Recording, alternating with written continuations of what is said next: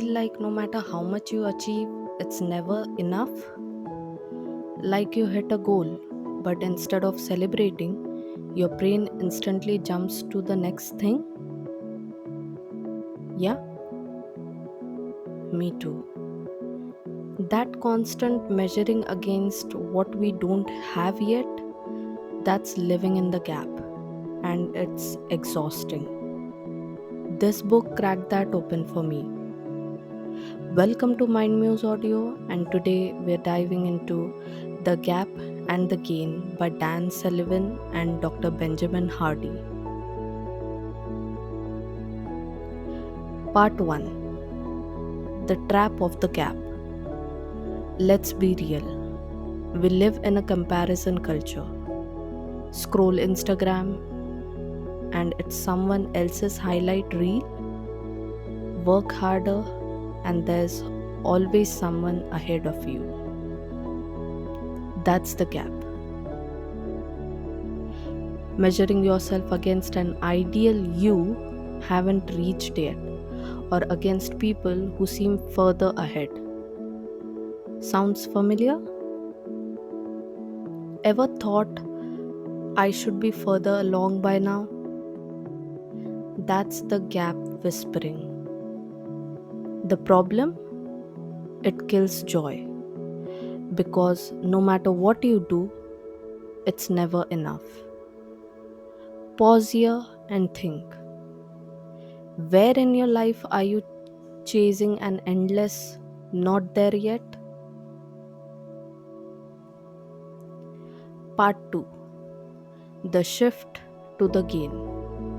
Now, here's where it gets interesting.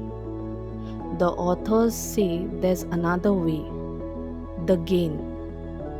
Instead of measuring how far you are from your dream life, measure how far you've come from where you started. Think about it. Maybe you're not at your dream job yet, but 5 years ago, you were broke, lost, or just figuring it out. That's progress. That's the gain.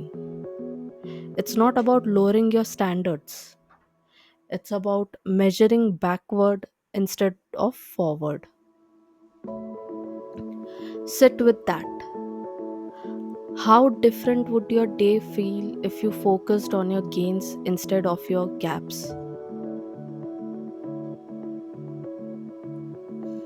Part 3: Why the gap feels so natural. Here's the hard truth: the gap is addictive. We're wired for what's next. The brain loves goals, but it often skips the part where you appreciate the progress. Social media makes it worse. You post something, and instead of feeling proud, you check the likes. You compare numbers. You wonder if you're enough. You know what I mean. That nagging voice that says, cool, but not good enough. That's why this shift is so powerful, because it breaks the cycle of always chasing and never arriving. Part 4: Living in the gain feels different. Okay, but what does it actually feel like to live in the gain? It feels like gratitude, like peace, like measuring your life based on your story instead of someone else's highlight reel. Imagine journaling at night, not about what you didn't do, but about 3 ways you grew today. Imagine finishing a project, and instead of picking it apart, you say, wow, I really showed up better than I used to. That's the gain. And the wild part, when you live in the gain, you're actually more motivated because you're fueled by progress, not punishment. Part 5. Practical ways to stay in the game. Let's make this real. How do you shift out of the gap and into the game? Here are 3 tools from the book.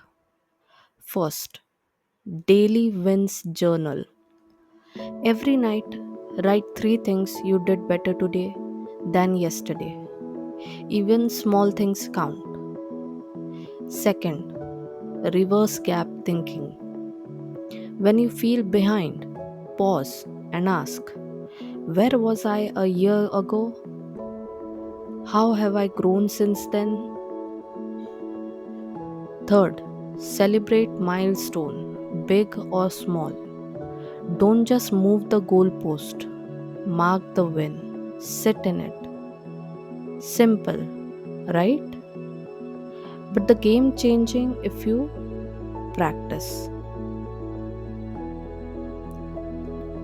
Simple, right? But game changing if you practice.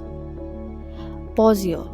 Imagine how different your mood would be if you actually saw how far you've come every single day.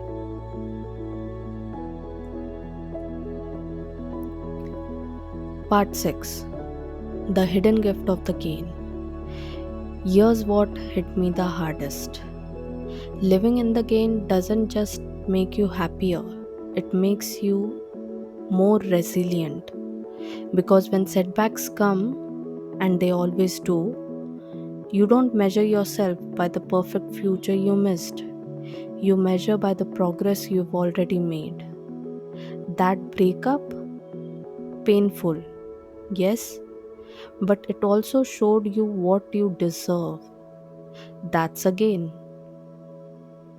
That failed business idea, it taught you skills you'll use in the next one. That's a gain. Living in the game turns even the hardest chapters into fuel.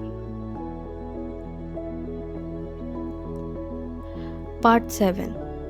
Choosing the gain daily. The gap and the gain isn't a one-time mindset shift. It's a daily choice. Every morning you can choose. Do I measure myself against the impossible ideal? Or do I measure against where I started? One leads to frustration, the other leads to freedom. So maybe the next time you catch yourself thinking, I'm not there yet, pause, flip it, ask, but how far have I already come? That's the real breakthrough of this book. The freedom to measure success in a way that actually makes you feel alive.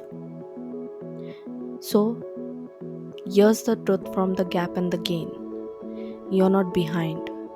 You're not failing. You're growing.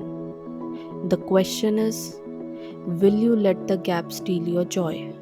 Or will you live in the gain and honor your progress? Sit with that. Thanks for tuning into MindMuse Audio. Let me know in the comments what gain are you most proud of right now. And if this resonated, share it with someone who keeps measuring themselves against an impossible standard. Until next time, like, share, subscribe, and come back whenever you need a reset.